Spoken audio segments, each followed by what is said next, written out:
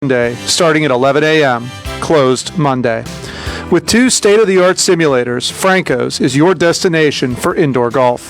The Full Line Pro Shop is also open for your shopping convenience with gift certificates available. The outdoor range is also open year-round, weather permitting. Call 724-438-6651 to reserve your indoor golf tee times. Franco's is located on Route 21 west of Uniontown. Stop and see them today. If you're ready for a dental makeover or in need of basic dental care, the office of Dr. Mark Rabatin is right for you. Dr. Rabatin uses the latest advancement in the industry to achieve comprehensive care that will preserve your smile for years to come by providing general dentistry services. Call today to schedule your appointment at their modern office located in the Fayette Business Park, 724-437-4991 for the fine art of dentistry. Attorney Anthony Estadola Jr., with offices at 51 South Street in the Webster Law Building and serving the legal needs of Fayette County since 1979, extends his best wishes to the teachers, staff, and students at our local Catholic schools as they celebrate Catholic Schools Week. Guybel Catholic invites your family to become part of our Gator family. Join us Thursday, February 12th from 6 to 8 p.m. to learn how we integrate faith with rigorous academics while offering a multitude of athletics, clubs, and activities. Catholic schools in the Diocese of Greensburg are more affordable than you may realize. Come see how our faith-based school community shares your family's values. RSVP today to reserve your spot at our open house on February 12th, or to schedule a private tour, go to www.guybelcatholic.org and register. We look forward to meeting you. That student announcement was brought to you by Attorney Anthony Estadola Jr., with offices located at 51 South Street in the Webster Law Building. Your local station, 590 WMBS. I hear voices in my head.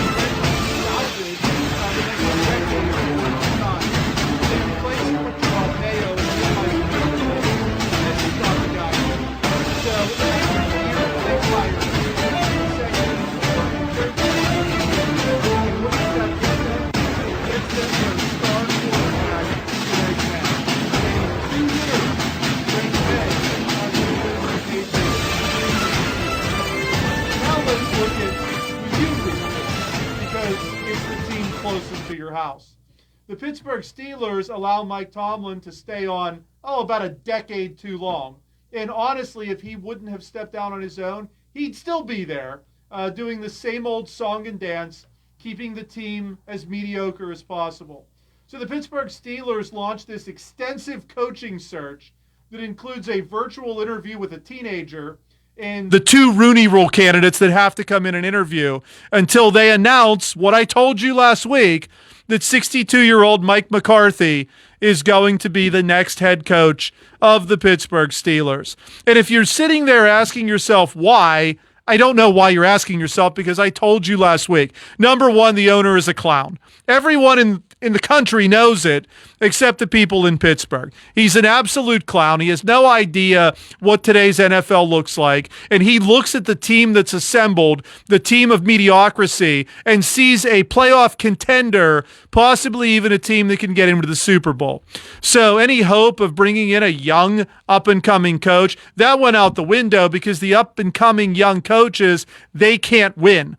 So what he's looking for is an old veteran who will come and take this job with literally no offense. And who does he find? Well, he finds Mike McCarthy. Mike McCarthy was fired in Dallas 2 years ago. He did nothing for the entire last season. We know the track record. He was the head coach in Green Bay for quite a while. He will ensure that Aaron Rodgers comes back to this team this year, so you don't have to worry about missing on a quarterback in the 2026 NFL draft in Pittsburgh. They won't even draft quarterback. Rodgers will be back. And of course, they did win a lone Super Bowl together, and that was against your Pittsburgh Steelers. Yes, when Rashard Mendenhall fumbled it away at the very end. A Super Bowl in question. You wonder who was the better team in that game, but in the end, the Green Bay Packers did win, and still to this day, the only Super Bowl won by both Rodgers and McCarthy. But hey, he's going to focus on offense. He's going to bring in offensive players. Well, he might, but good luck trying to find any diamonds in the rough there, because they're drafting in the middle to end of the draft, just like normal. That's what happens when you're mediocre. And when I told you that it would be the scraps, it would be either whatever's left or the guy no one's looking at that would come to Pittsburgh, they went with the latter. They chose the guy no one was looking at, Mike McCarthy. No one in their right mind said, this is the guy we want to come coach our team. Only the clown owner said, this is a guy that can keep us right where we are. This is a guy that will keep the status quo. This is the guy that'll bring back Aaron Rodgers. This is the guy that will keep us right around the NFL mean for the next few years. Who knows how long McCarthy's going to be there? He's 62. But hey, he is local. You know, that's always a plus. We love the local people, absolutely. So it's not like he has far to go. He can get down to Greenfield from the stadium very, very quickly. And remember, he loved the Steelers growing up because that was the team closest to his Turnpike toll booth. So we know that he's where he wants to be. And Clown Car ownership is thrilled because now we can just continue to promote what's been happening. A lot of the old Steelers who said they'd only play for Tomlin, they'll come back, they'll play for McCarthy. They'll be just fine with it because he's old and they're old, and I'm sure they've got a lot in common. Aaron Rodgers will come back. Oh, he'll go to Egypt for a month. He'll sit in the darkness for a while. He'll listen for, any other job offers, but, the Jeopardy job is taken. There aren't any other NFL teams that want him to be their quarterback. Maybe an offensive coordinator job somewhere. I hear there's one open in Pittsburgh. I wouldn't count on Ohio State winning anything anytime soon. Yeah, he'll be back, and it'll be more of the same. And in the end, you're going to get maybe a better product on offense, but you're going to get that same end result from the Pittsburgh Steelers because in the end, this team has no chance of winning a Super Bowl. This team might have still no chance of winning a playoff series because in the end, it's still all the same interchangeable parts with just a different old worn-out face in charge. So in the end, what did that press conference prove? What did this coaching search prove? It proved that ownership is just fine with where the Steelers are right now. And if you're a fan of this team, you've got another probably at least decade to live in mediocrity. But for me, I get to sit around on February 5th or whatever day it is, not the 5th, what day, the 8th, whatever day this Super Bowl is. What's it, LX, XL, whatever one? Doesn't matter. It's the Super Bowl. And I get to sit there with gear on of the team that I root for, not because they're closest to my house, because they are an organization run the way that I would run it if I was in charge of an organization. I try to pick teams that make sense. I try to pick teams that I agree with, and for the last few decades, this has been the team that I thought made the most sense. And even when it looked like it was at its worst, they tore it all down and they rebuilt it, and here they are. In today's NFL, you can go from worst to first, apparently in a year, because that's what New England did. And Pittsburgh is just happy staying where they are. And for that reason, this push to win another Super Bowl has been kicked down the road like the dirty old can again and again and again. And where there was an opportunity to maybe change something this year, clown owner decided just to kick it a little bit further. It'll be at least a decade, maybe two, until Pittsburgh is a serious contender for a Super Bowl. But hey, we're going to get to see a good one, a nice rematch that we'll see here in a couple of weeks. We'll see Seattle. We'll see New England. Boy, who picked those two teams? Oh, yeah, I did. Although on our pick 'em, I was only 1-1 because, we pick with the spread, and for some reason, New England didn't cover the spread. Terrible game. We'll talk about that as well with the weather and the conditions. But in the end, you see two teams going in two very different directions. The team that I root for and the team that you root for. And I made the comment after Pittsburgh beat New England in that Week 2 matchup. 2 years from now, New England will be in a Super Bowl and Pittsburgh will be right where they are right now. I never thought that would be happening this year. Welcome to the Sports Voice, everyone. It's a great time for me. I'm sure it's probably a great time for a lot of you because you have hope. You've got Tomlin, your arch nemesis. You've got him out of the way. And now you've got an opportunity to look at something different, to look at someone different. You've got a chance to hope because we know this is an offensive guy, and maybe that will do something for the offense. But in the end, the plan is still the same.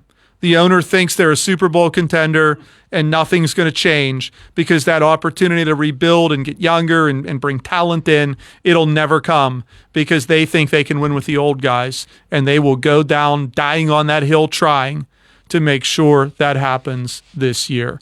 And that's just one of our stories. There's so much to talk about. Apparently, there was a leak from the Pro Football Hall of Fame saying that Bill Belichick will not get in as a first ballot Hall of Famer, part of 8 Super Bowl victories, 6 as the head coach, 2 as an assistant. Apparently, that's not good enough, though, in the National Football League. Just wait till Tomlin's a first ballot Hall of Famer. But for whatever reason, Bill Belichick is not. We'll talk about that.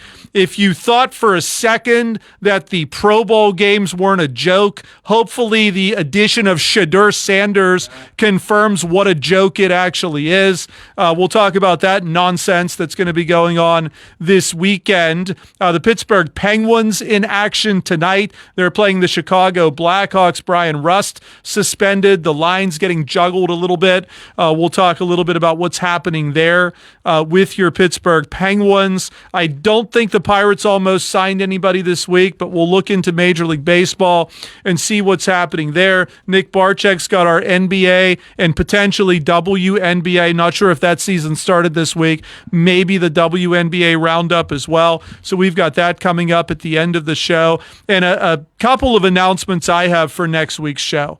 I don't know if this is good. Some of you will think it's both good news or maybe have it reversed. Announcement number 1, I will not be live in studio next week. I've got a scheduling conflict, but I will be doing the show. It just will be remotely done. The other piece of news, it's our anniversary show. And normally I come here and watch myself get snubbed by Nick, who doesn't bring me balloons and cake. But at least this year it'll be remote, so I don't think there's any way he can potentially do this. Maybe he'll surprise me in a couple of weeks when I come back. But the 17-year anniversary of the Sports Voice. And it's a great week to do it because we're getting ready for the Super Bowl. So it's usually a slow sports week, a slow news week. So I can tell some stories about, the show and the early days. It's hard to believe because the same date, February 2nd, is the actual day for the anniversary. And in 2009, when I first debuted here, that was on a Monday. And it's on a Monday this year as well. The difference is, though, back in 2009, it was the day after the Super Bowl. So the Super Bowl actually happened a week earlier, way back then. And it wasn't just any Super Bowl. It was the last time the Pittsburgh Steelers actually won one of those. Yes, that was the victory over Arizona. It was the day after. So going from Monday to Thursday, going from 1 hour to 2 hours, a lot of history with the Sports Voice that we'll talk about next week. But yes, the 17-year anniversary of the Sports Voice. Nick was 3 when I went on the air, correct? Something like that, yeah. Hard to keep up. Yeah, I mean, you already had your Bucko brick, though, I think. I did, absolutely. Yeah, so maybe you might have been a little bit older than that. Maybe you were 5 or 6, because you were just a child. I remember when you got that Bucko brick. That, by the way, they just destroyed. They just ruined it. Yeah, which It's was... awful. Yeah, I mean, I'm sorry to bring up those bad memories. I know how attached you were to that brick. I moved on. But, yeah, so it was after then, but, Nick was still very young. That's the point, when we began the Sports Voice. So I remember you were like 8 or something, walking around with a microphone. I was 8, trying to do exactly. interviews at Pirate Caravans way back at then. Pirate Fest, and I was still interviewing Andrew McCutcheon. He was there back then. I think he was around in the 70s. Did you see the social media tirade he went on? No, I That didn't. was great. No? Well, I'll let you share that when we Yeah, get you to gotta baseball. Google it. It's great. I hope it's because he's angry with the Pirates. Yes. Oh, Well, he that's- compared himself to other baseball greats, Albert Pujols, Clayton Kershaw, saying they're treated better in their cities and I'm treated in mine. And I'm just thinking, buddy, you're nowhere close to those guys. No, but the Pirates have treated him horribly through the years, including trading him and not telling him way back when and him having to watch it on TV. So, they've not exactly treated him like a superstar. I don't know if he is one or isn't one, but he was the best player they had. So you would think they could have at least given a little bit of respect there and told him some of the moves they were going to make transaction-wise with him before he had to watch it like everybody in the fan base had to watch it, which is a shrinking fan base for those Pittsburgh Pirates.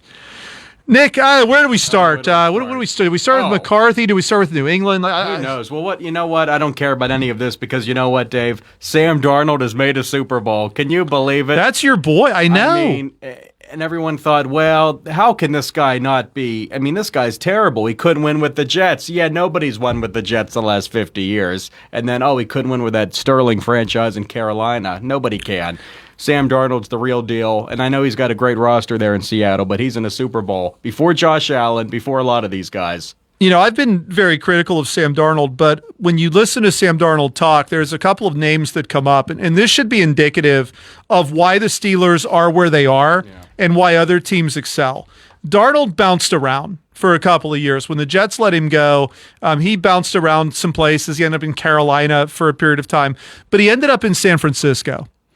And when you talk to Sam Darnold, and he talks a lot about Kyle Shanahan, and even like a Sean McVay with the Rams, you hear that there's a whole new layer to that quarterback position that is talked about when you're in a room with one of those two guys.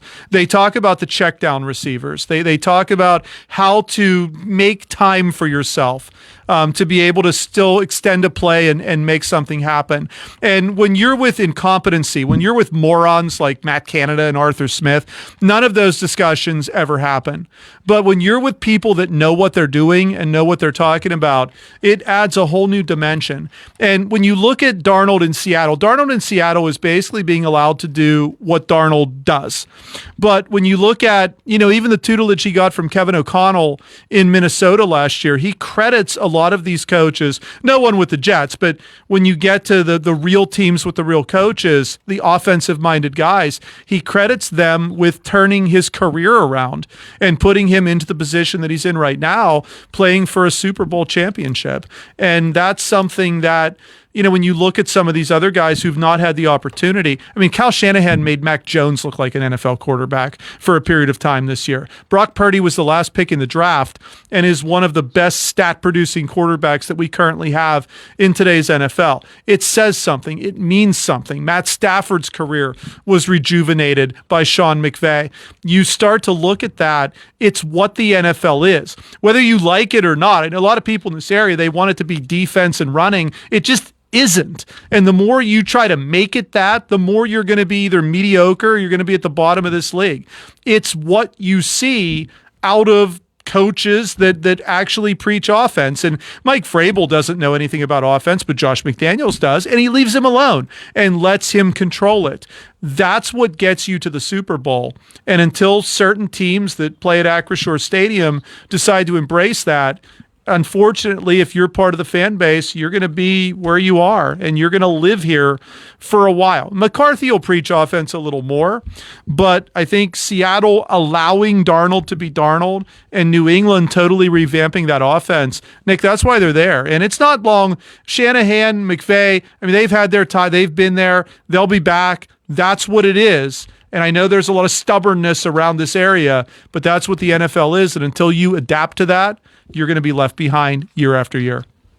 Yeah, absolutely. And you look at who's left, and I always preach offensive coaches, and that's what the Steelers got, an older one whose offense maybe isn't as innovative as some of the younger guys, but still an offensive coach, so that's good. And you look at the guys left, you say, well, they're defensive coaches, Vrabel and McDonald. Yes, but they have young, mobile quarterbacks who throw the ball down the field, and they have really good offensive coordinators, and they let them do their thing. Josh McDaniels, not a good head coach, but a great OC, and same with Kubiak in Seattle, who the Steelers didn't bother to interview. No, he's not from Greenfield, so why would we interview him? Yeah, I mean, that's why they're there. And they're culture guys, McDonald and Vrabel. They're certainly not offensive scheme guys, but they have good offensive scheme guys on the staff, and they let them do their job. So what a novel concept. And now the Steelers have a head coach who is all offense. He'll call the offensive plays. Boy, that's a total change from the last ever. And I will say this, I mean, everyone said they needed a rebuild, they needed a change, and well, they did completely change their hiring process. The last three coaches they've brought in, also going back to the 60s, were young, unknown, unproven defensive coaches, and this guy is the exact opposite. So I'll give them some credit for that. They did buck the trend, they did change. It's just not the change I or a lot of the fans or people in the media would have made. Honestly, and this is just my opinion, and when you do your take, it could be totally different, and that's okay. I think this is the worst possible hire the Pittsburgh Steelers could have made. Looking at every other candidate that's out there, and I'm going to tell you why. I'm not just going to leave it at that. It's not all shock and awe on this show like it is on some other shows. But I honestly believe this is the worst possible hire they could have made because I don't think it backs them up, but it doesn't move them forward. It keeps them right where they are. You're bringing in an offensive coach who will call the plays, but they're very basic plays. They're not plays that a new revamped offense is going to institute. And you're going to know that right off the bat when Aaron Rodgers says, I'm going to come back for one more year. Because when Aaron Rodgers comes back for one more year, Aaron Rodgers will be calling the plays at the line, just like he did during the tail end of McCarthy's reign in Green Bay. When LaFleur came in and changed everything up with all that motion, Rodgers didn't understand it and didn't want to learn it, so he left. And when they bring Rodgers back, that will confirm that there will be nothing innovative going on with this offense. It will be more of the same. Now, good news, if you're a Steeler fan, the personnel will probably get better. Yeah. I can see McCarthy going out, getting a second receiver. Unfortunately, you're stuck with Metcalf. You're stuck with some of these bad contracts that they currently have. But I think that you'll see some better complementary pieces that'll be included in the mix. So I think there will be a focus on offense, but it's going to be the same offense. You're not getting a young quarterback. You're not bringing in young talent. You're not adjusting the scheme of the offensive line. You're going to see more of the same that's going to take place. That's why I think it's the worst hire. Even if you bring in a defensive guy, they're going to want to stick around. which means they're going to bring in an offensive coordinator who's young, innovative, like 3/4 of the NFL, and they're going to revamp and they're going to try to maybe work in a guy like Roman Wilson, work in a guy like Caleb Johnson. Those guys aren't going to get worked in because Rodgers doesn't like either one of them and got them both benched. He doesn't like Calvin Austin either, so if they can bring in another receiver to work him out, they're going to do that in a heartbeat. And I'm not sure he's sold on the tight ends either, nor does he like to throw to tight ends. So I think with McCarthy, you're going to see more of an offense that's going to revolve around what Aaron Rodgers wants to do. Will they get wins in the regular season? Yes. Will they get wins in the postseason? No, because Rodgers has struggled in the postseason throughout the bulk of his career anyway. So I don't really see a whole lot changing. I think you're keeping the Steelers in the middle for as long as McCarthy wants to be there.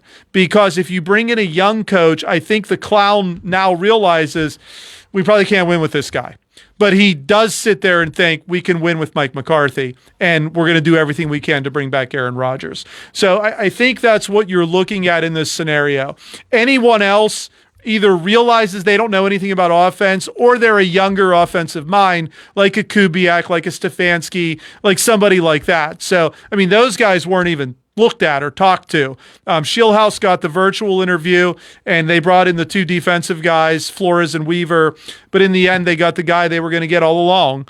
If you didn't see that coming, I don't know how. I told you last Thursday, there was not a doubt in my mind. But I think it's a terrible hire because if you like this team, it keeps this team right where they are.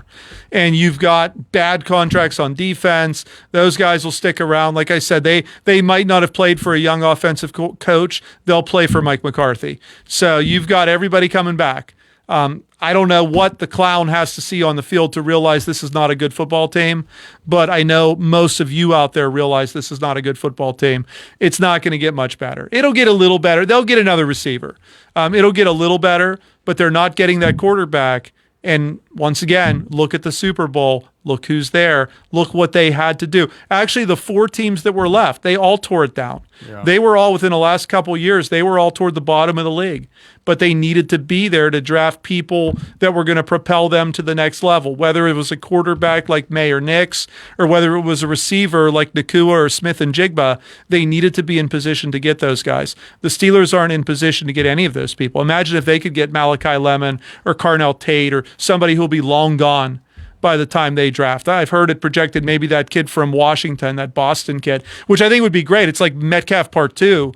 But, I mean, if you can get his head on straight, he could be a very good, big, physical receiver for time to come. So you'll see some signs, but in the end, you're not going to see anything new. You're not going to see anything innovative. It's going to be more of the same, and you'll find that out probably midway through July when Aaron Rodgers says, I'm going to come back for one more year, just like he did last year. They can't wait on him that long. I think they might. And if he doesn't come back, I think the best thing would be to just start. Well, as Mike McCarthy pronounced it. So Pittsburgh, that guy. But they'll never do it, Nick, because they won't win. And clown, that's the hard part with all of this. Win 4 games. We all know that. Yeah. But the clown in charge thinks this is a Super Bowl contender. You don't think McCarthy sold Rooney on I can make something out of Will Howard? You don't think that was any part of it? I think McCarthy sold Rooney on we can make the playoffs this year. Yeah, well, they made it last year. I mean, Art Rooney's thinking, and maybe he's right here. I mean, why break it down? We're 10-7. We just won the division.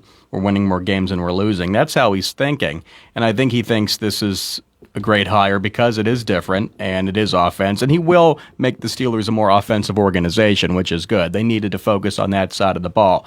They needed to stop spending so much money on the defensive side. I don't know if that will change because he's not the owner of the GM McCarthy, but he will make it a more offensive league. And there's nothing wrong with being older. It's not an ageist thing because Andy Reid's older, but he just, to me, seems more innovative than McCarthy, and obviously the younger guys are much more innovative. So I think they're thinking, what do you want from us? You said do something different. This is different. He's older than we've ever had. He's more offensive than we've ever had. So I think Mr. Rooney's thinking, well, you wanted different. This is different, but I don't think it's the different that everyone wanted, if that makes sense. No, and when you bring in a guy like Mike McCarthy, McCarthy's not there to rebuild. McCarthy's there to win now. Right. And when you ask the question, why would he think that there was no chance for them to win now? Because they haven't won a playoff game in 9 years with virtually this same team. He's desperate to win a playoff game. But he's had, like, when you look at the core, they've been around. Right. Watt's been there since 17. Hayward's been there through the entire run. Like, you start looking at these guys that you threw a lot of money to,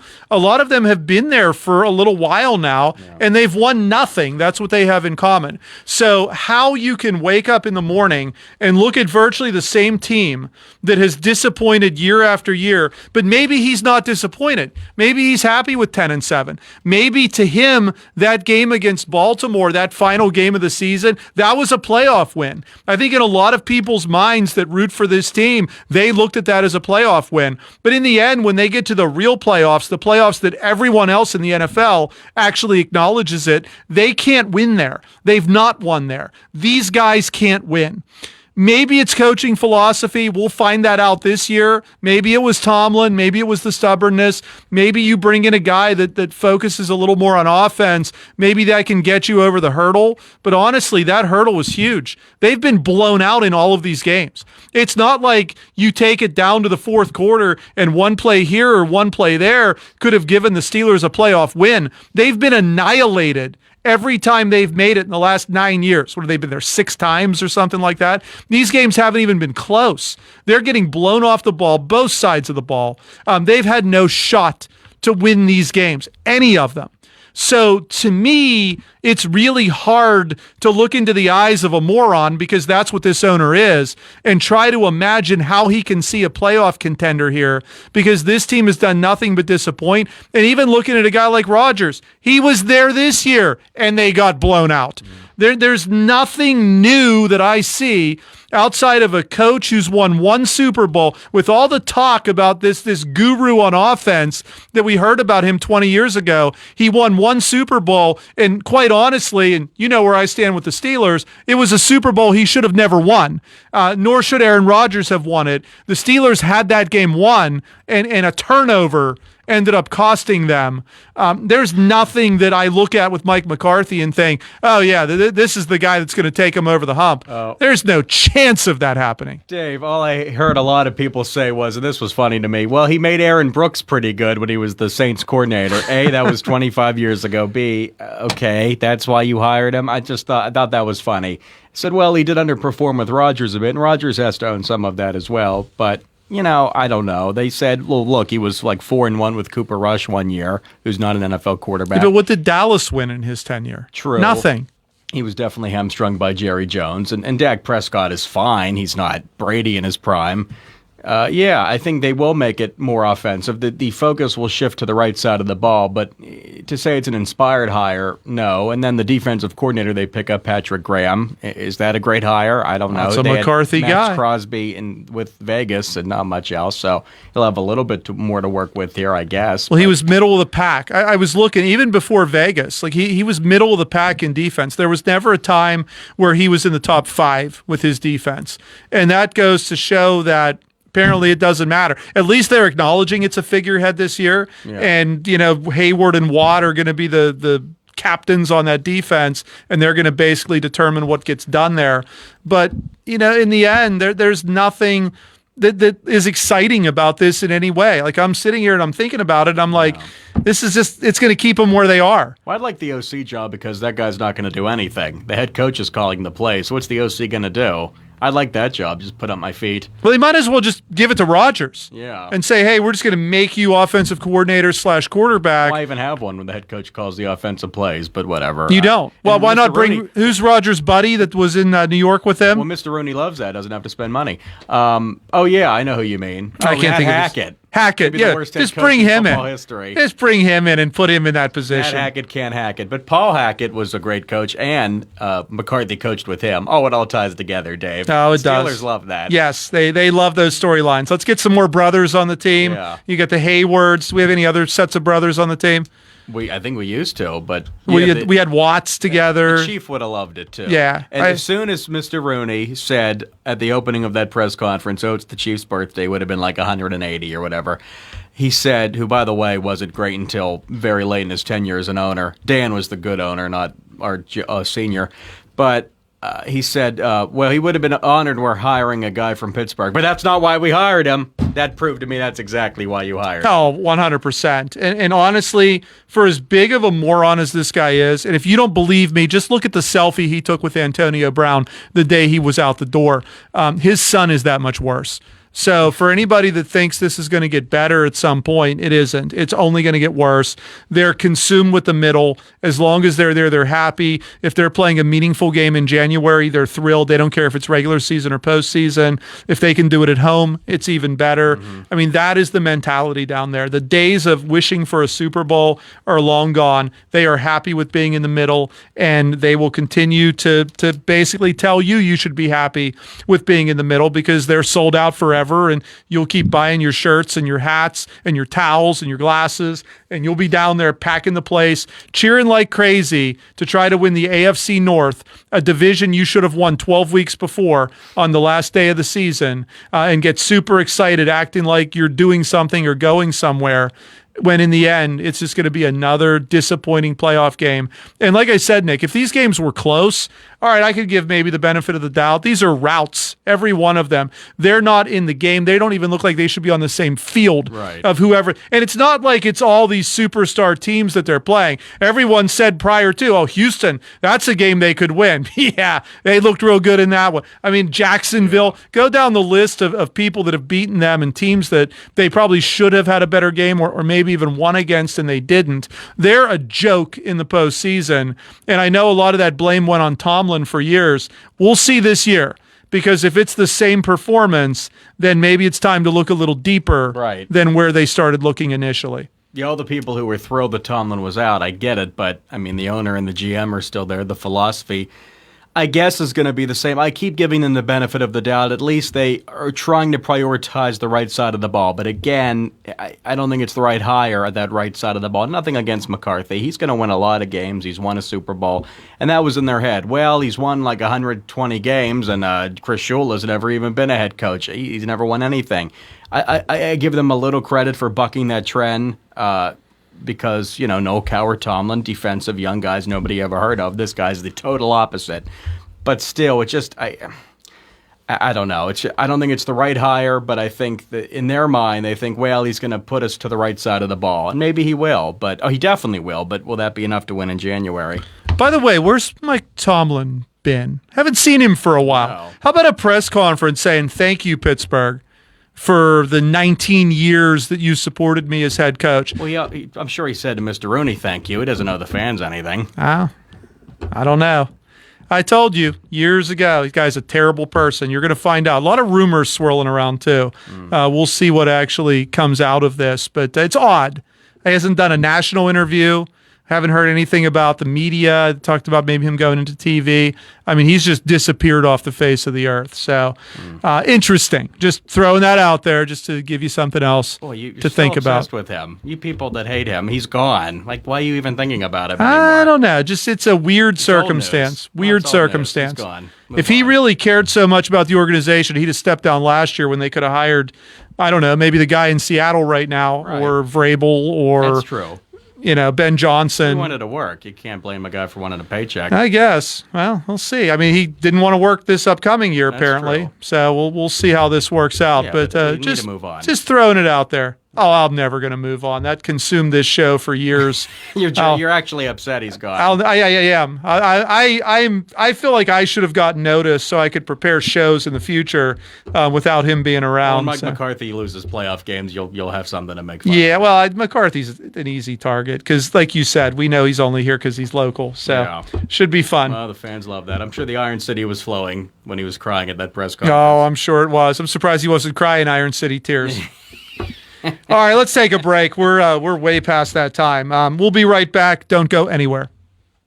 Zen's Antiques and Home Decor, a part of the Cinder Shack family of vendors where you can find both antique and new furniture, collectibles, housewares, gift items including jewelry and candles, and so much more. Follow Zen's Antiques and Home Decor on Facebook for new items and information on upcoming events. Zen's Antiques and Home Decor in Building 2 at 3391 National Pike in Farmington. Zen's Antiques and Home Decor. Okay, my New Year's resolution was to listen to my body, and my body says it's tired, coughing, and hates January. Sounds like your body wants MoniMed same-day care. I tried ignoring it. That was resolution number 2. Let me guess, you Googled it? Yeah, now I'm scared. Let's not do that. I'm Kendall Soliero, a provider at Montgomery Medical. Walk in, get real answers, and start feeling better. No appointment needed. Wow, a resolution I can actually keep. New year, same germs. Walk into Montgomery Medical today. Ready to score big on your next home? Well, great news. Huge savings are waiting for you at Clayton Homes of Bell Vernon. From open floor plans perfect for game day parties to energy-efficient homes that will help you save money all season long, these homes are built to deliver. Don't wait on the sidelines. Make the winning play today and find the home that fits your family and lifestyle. Visit Clayton Homes of Bell Vernon at 4500 Route 51. Mountaintop Title and Notary can handle all of your motor vehicle and PennDOT needs, such as titles, plates, renewal, registrations, and all notary needs. Tina Nicholson of Mountaintop Title and Notary can also handle ATV and boat titles, and also does income taxes. Hours are Monday through Friday, 9:30 to 4:30, and appointments can be made for after hours and Saturdays. Mountaintop Title and Notary with a new location at 655 Nelson Road in Farmington, the only place you need to go for all title, notary, and tax work. Call Tina at 724-984-1514 for the most professional services around. Feeling lucky? Your next big jackpot is waiting for you. Visit the casino at Nemacolin in Farmington, PA for the ultimate casino experience featuring the hottest table games, daily promotions, big-time giveaways, and an exciting variety of premium slots. And after, celebrate your big win with a juicy burger at the Royale while you watch the big game. Hotel packages available. Visit CasinoNemacolin.com for more information. The Casino at Nemacolin. Game on. Gambling problem? Call 1-800-GAMBLER.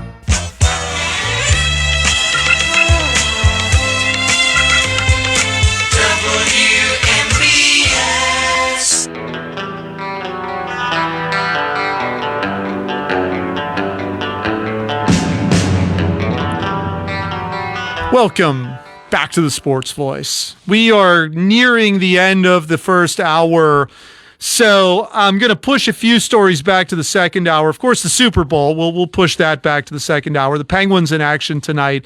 They're at home playing Chicago, 7 o'clock. I've got some notes with that because they are changing the lines up a little bit. Brian Rust suspended for 3 games because of the shot to the head on Brock Besser in the Vancouver game. So we'll talk a little bit about what they're going to do with the lines. Rutger McGroarty recalled from Wilkes-Barre Scranton today. And Nick's got his NBA, WNBA roundup. No picks this week. This is like a really weird week. The first time since, August that we've not been picking games. So, and I'm only 30-some under 500, so you would think that we have to get a couple and try to get me 40 games under 500 by the time it's all said and done. You have time. You can make it up. We'll start picking NBA games or something. We'll have to do something. Yeah. But I wanted to talk about this story that broke yesterday from the Pro Football Hall of Fame. Oh, boy. Apparently there was a leak, and the NFL Hall of Fame is threatening to sue whoever leaked once they figure this out. But the discussions have started with the first with the Hall of Fame, the extra people, not the ones that are put in automatically, but the contributor, the coach, the veterans. L.C. Greenwood was part of that, Ken Anderson, Roger Craig, Bob Kraft, and Bill Belichick.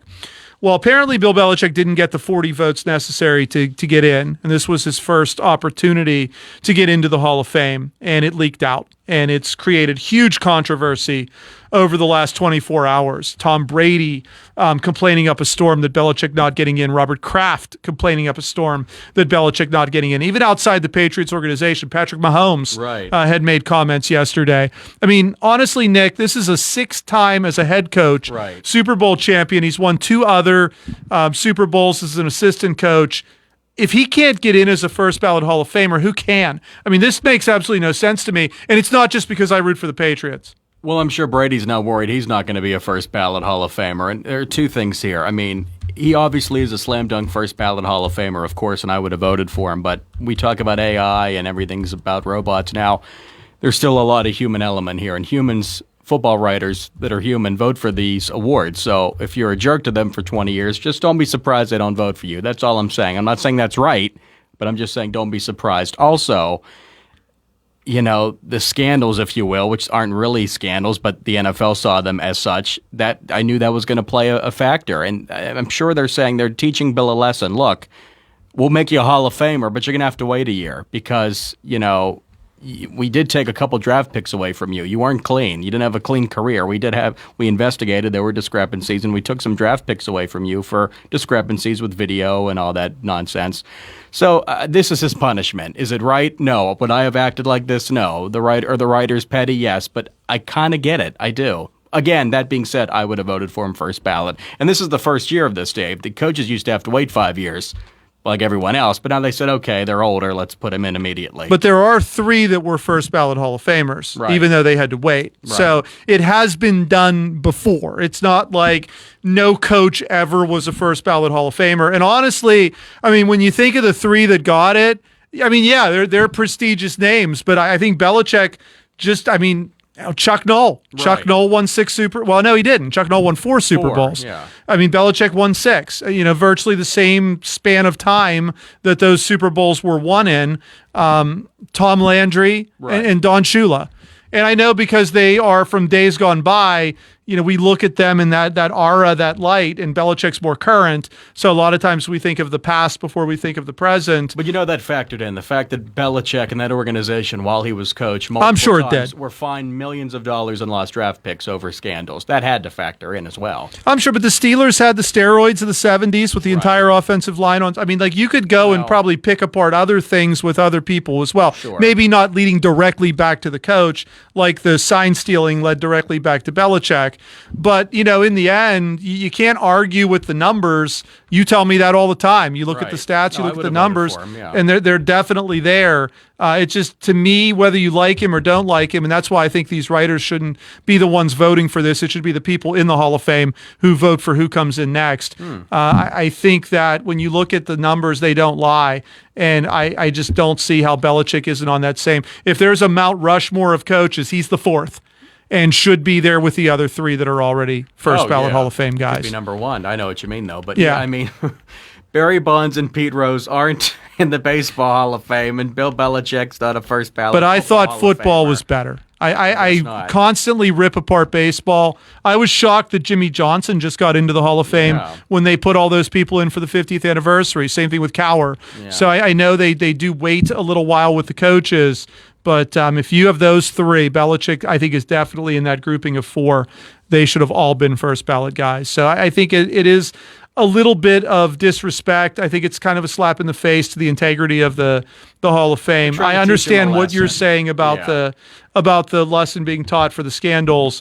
But, in the end, I thought football was better and went based off of their performance, not necessarily what baseball did, the pettiness of keeping people out because we don't like them or we think this or we think that. So, But anyways, I just wanted to share. It's big news this week, so stay tuned. We'll see if Bob Kraft gets in because we don't know about the others. So it's just the Belichick thing ended up leaking out.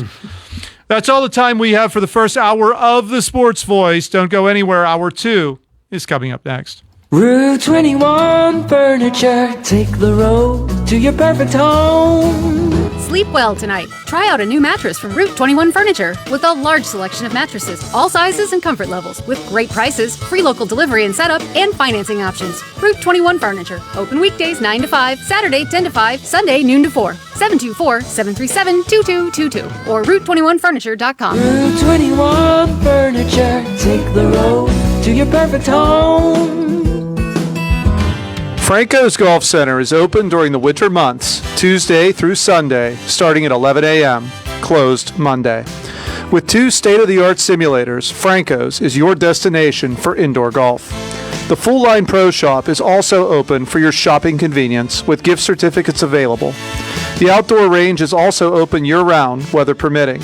Call 724-438-6651 to reserve your indoor golf tee times. Franco's is located on Route 21 west of Uniontown. Stop and see them today. Your local station, WMBS Uniontown. It's 5 o'clock. This is CBS News on the Hour, your home for original reporting. I'm Jennifer Kuiper. President Trump is sounding optimistic about averting another government shutdown. CBS's Linda Kenyon has the latest from the White House. Congress has until the end of the week to pass 6 more government appropriations bills, or a shutdown will follow. But President Trump says he doesn't think that will happen. Hopefully we won't have a shutdown. We're working on that right now. I think we're getting close. The Democrats, I don't believe, want to see it either. Funding for the Department of Homeland Security and ICE in particular has caused a lot of pushback in the Senate following recent ICE-related shooting deaths in Minneapolis. The actions of federal agents there have led to widespread calls for reform. Linda Kenyon, CBS News, the White House. President Trump has held his first cabinet meeting of 2026, but did not bring up immigration enforcement in Minnesota. Trump's new man in charge is on the ground, where he gave his first update to the media. CBS's Ian Lee has details. President Trump's border czar Tom Homan acknowledged Operation Metro Surge in Minnesota hasn't been perfect. And what we've been working on is making this operation safer, more efficient, by the book. Homan said there could be a drawdown in the number of agents in the Twin Cities, but only if they get access to local jails to find immigrants who have committed crimes. At least 65 deaths are linked to last weekend's snow and ice storm, and some 283,000 customers are still without power in Texas, Mississippi, and Tennessee, according to PowerOutage.us. CBS's Katie Weiss is in Ripley, Mississippi, where a special delivery has just arrived. Crews right now contracted by FEMA and the U.S. Army Corps of Engineers are currently unloading one of several generators that are being distributed to several critical businesses across the state that has been devastated by a once in over a 30-year ice storm. A coastal storm is expected to form off the Carolina coastline this weekend and potentially bring snow to the southeast and mid-Atlantic. North Carolina's Governor Josh Stein is declaring a state of emergency. Officials in Fulton County, Georgia, provide an update following the FBI seizure of 2020 election ballots. WSB's Jonathan O'Brien. Officials say 700 boxes were taken from the county's election warehouse during the FBI's raid, and Fulton County Commission Chairman Rob Pitts believes they are being targeted. These ongoing efforts are about intimidation and distraction, not facts. He says they have nothing to hide and they will uphold the law. This is by no means over. When asked, Pitts would not give specifics on their legal strategy moving forward. Jonathan O'Brien for CBS News, Atlanta. Apple reports a $42 billion quarterly profit as China sales surge. This is CBS News. Follow and listen to CBS Mornings on the go on the free Odyssey app or wherever you get your podcasts. Take the fact book. Caring for an aging parent or a loved one with medical needs? FACT, Fayette Area Coordinated Transportation, can help. Seniors 65 and older ride free on our fixed routes. People with disabilities get discounted shared rides. And if your loved one has medical assistance, their trips to doctors or treatment are covered under the shared ride program. Give them safe, reliable independence and yourself peace of mind. Call 724-628-RIDE or visit factbus.com. FACT, your community, your connection. It's a new day at WVU Medicine Uniontown Hospital, and we're bringing a new level of quality healthcare to our community. From primary care to specialty services, our team has always put patients first. And now, thanks to our merger with WVU Medicine, our commitment to patient-centered care has grown even stronger. With new resources, a growing staff, and advanced technology, our team is here to provide you with top-quality care when it matters most. Discover the new Uniontown Hospital and see how we've grown. Humans cannot survive without lungs, but doctors at Northwestern University kept one patient alive without them for 2 days. The 33-year-old man had developed such bad pneumonia that the lung was no longer working anymore. Thoracic surgeon Dr. Calvin Lung says they couldn't wait for a transplant. It would have been great if there were just organs available, but because there wasn't, we had to remove the source of why this patient was getting so sick. And they created basically artificial plumbing to keep him alive. That still allowed the flow of blood to continue and have the oxygen be delivered into the body without two lungs. Stacey Lynn, CBS News. The Kennedy Center's head of artistic programming has stepped down 2 weeks after being named to the position. Kevin Couch confirms his departure without giving a reason. The Kennedy Center has not commented on the situation. Couch's exit comes during a wave of artist cancellations at the Washington Performing Arts venue after changes by President Trump. Jennifer Kuiper, CBS News. The award-winning local, district, and statewide news is being brought to you by Ultimate Structures, offering customized sheds, cabins, and metal buildings. Ultimate Structures is ready to design what you desire. Call today, 724-415-0020.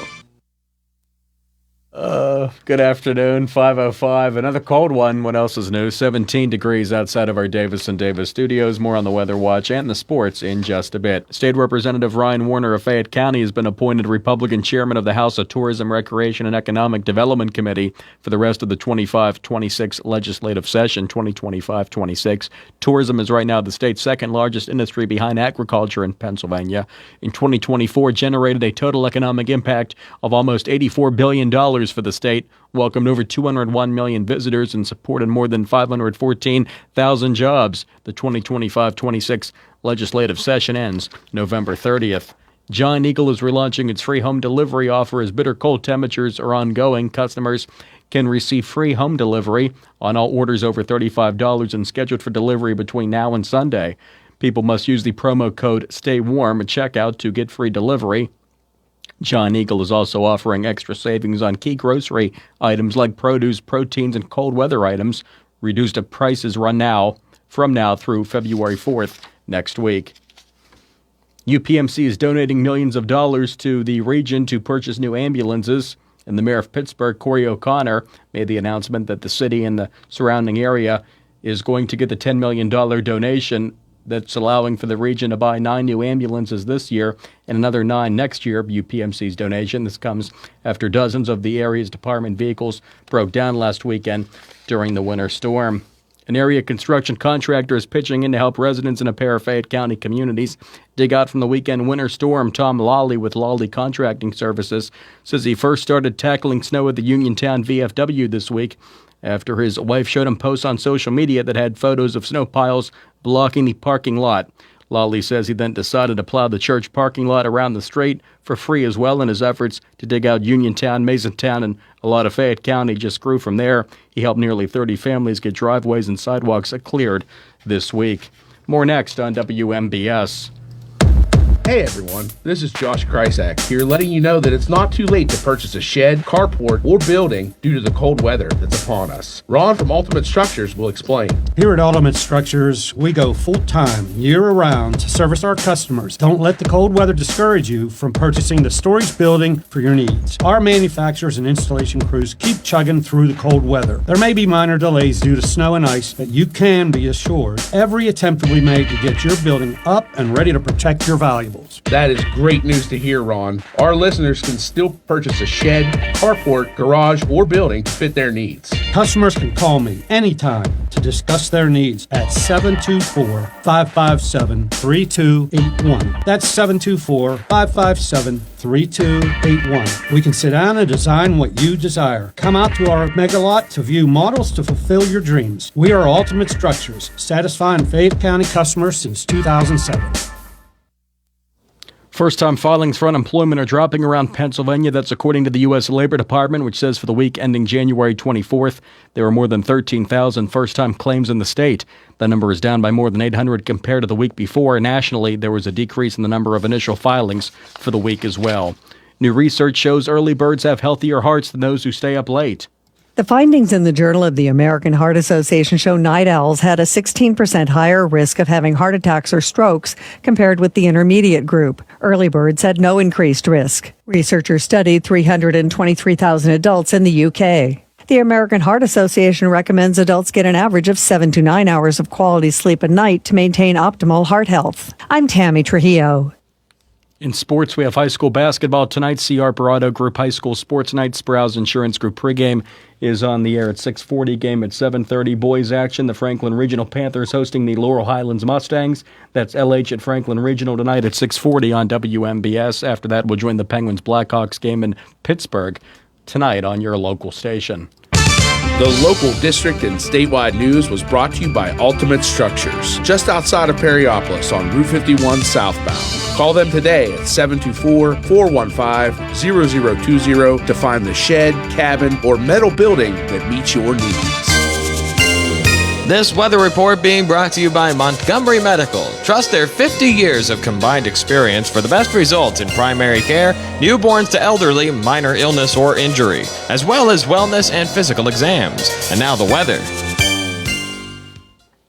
Another very cold day for this Thursday, with the overnight low tonight dropping down to 0, 17 the high tomorrow, low Friday night -3, and wind chills even colder, 18 the high Saturday, 22 Sunday, warming up a bit, but the overnight low still in the single digits at 9, wind chill values near 0 overnight this weekend, 26 Monday, 29 Tuesday, chance of snow Wednesday, but warming up to freezing, 32.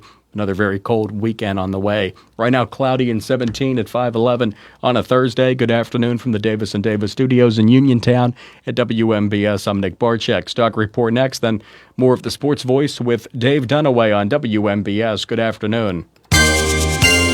This weather report was brought to you by Montgomery Medical, a family tradition of family medicine. Same-day appointments available for acute care. Call 724-569-8100 or visit montymed.com to schedule your appointment. Good evening. This is Angie Danko of Janney Montgomery Scott here in Uniontown, bringing you today's closing stock market report. The Dow Jones Industrial Average was up 56 points, closing at 49,072. The Nasdaq Composite was down 172.3 points, closing at 23,685. And the S&P 500 index was down 9 points, closing at 6,969. Among companies of local interest, Apple closed at $258.28, up $1.84. Amazon, $241.73, down $1.28. Cisco, $78.43, down 53 cents. Boeing closed at $234.02, down $7.57. Caterpillar, $664.64, up $21.36. Disney, $111.54, up $1.98. ExxonMobil, $140.40, up $2.82. First Energy, $47.29, down 12 cents. Johnson & Johnson closed at $227.24, down 48 cents. Home Depot, $371.71, down $3.59. Intel, $48.66, down 12 cents. McDonald's closed at $315.33, up $2.53.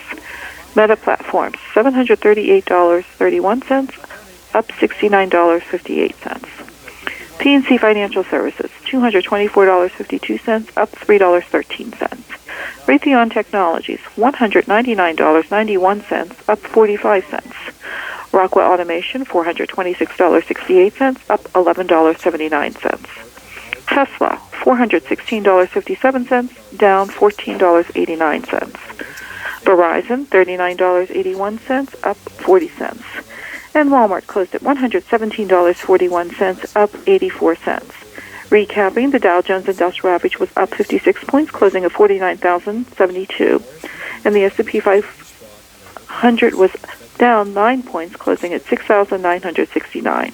The Nasdaq Composite was down 172.3 points, closing at 23,685. From the Uniontown office of Janney Montgomery Scott, LLC, member FINRA, NYSE, SIPC, where we serve all of your investment needs, this is Angie Danko. Looking for a fireplace? Koval Building Supply at 40 Monroe Avenue in Uniontown is more than your plumbing supply store. We specialize in fireplaces of all fuel types, such as gas, wood, pellet, and electric. We're now featuring Harmon pellet stoves from Forge and Flame, perfect for keeping your family warm and cozy. Call Koval today at 724-437-8824 or visit kovalsupply.com to start planning for the winter season. Koval Building Supply, everything you need to make your house feel like home. Well, JJ, you know what they say? You mean Happy New Year? Nope. They say New Year, New Ears. I honestly never heard anyone say that, ever. Well, at Henry Stewart Audiology, they are focused on helping their communities hear and live better, so New Year, New Ears. I am pretty sure Dad is writing these commercials. Also true. Remember, in Uniontown, Carmichaels, and Connellsville, Henry Stewart Audiology is here to help you hear the new year. Locally owned and operated since 1978. Contact us at 724-439-4380 today. Main Street Theater Company proudly presents Grease on stage at the State Theater January 30th and 31st at 7 p.m. and February 1st at 2. Follow the journey of Danny and Sandy, the Pink Ladies, and the Burger Palace Boys in one of the world's most popular and enduring musicals, with an unforgettable soundtrack featuring hit songs like Greased Lightning, Hopelessly Devoted to You, You're the One That I Want, and more. For tickets, call 724-439-1360 or online at statetheater.info. Are you looking to list or sell your house? Now is the time to let the professionals at Caldwell Banker Laurel Ridge Realty help you with all of your real estate needs. Caldwell Banker Laurel Ridge Realty has 2 convenient locations to better serve you. In Uniontown area, 724-437-7100, or in Connellsville area, 724-628-7200, and speak with one of our real estate professionals. Visit our website, caldwellbanker.com. We have been proudly serving Western Pennsylvania area for over 30 years and look forward to helping you with all of your real estate needs. Broker Paul Borch. There's only one best lunch spot in Uniontown. Titlow Tavern and Grill on West Main Street, serving 8-ounce Reubens, foot-long cheesesteaks and subs, half-pound handmade burgers, plus pizza, calzones, strombolis, pepperoni rolls, and fresh salads like Greek, antipasto, salmon, steak, and chicken. Open Tuesday through Thursday, 11 to 9, Friday till 10, Saturday 2 to 10. Dinner and happy hour specials nightly, and private parties are welcome. Call 724-437-6749. Titlow Tavern and Grill. For professional cleaning services, Clean and Shine in New Stanton is the place for you. They provide commercial and residential cleaning, porter services, carpet cleaning, stripping and waxing, construction cleanups, and car cleaning. For free estimates, call 724-691-0413, email info@cleanandshine14.org, or visit their website, cleanandshine14.org. We clean so you can shine. The best pizza in town is at Little E's Al Altre, Uniontown's newest restaurant with all the organic crust, classic or gluten-free, all organic sauces, all natural meats and toppings, and a variety of specialty pizzas, including vegan options. More than pizza, Little E's has hearty homemade soups, appetizers, calzones, and strombolis, plus a variety of salads with vegan and gluten-free options. Open Wednesday and Thursday 11 to 9, Friday and Saturday until 9:30. Phone 724-880-6012 or stop in Little E's 7 West South Street across from the parking garage. Your local station, 590 WMBS. I hear voices in my head.